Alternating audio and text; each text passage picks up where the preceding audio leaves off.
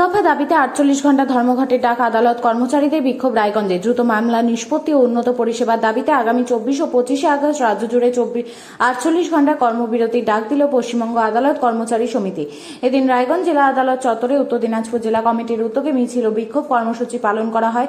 এদিন ঐক্যবদ্ধ কর্মী শক্তিশালী আন্দোলন স্লোগান তুলে হাতে ব্যানার ফেস্টুন নিয়ে আদালত চত্বর ঘুরে বিক্ষোভ দেখান কর্মচারীরা।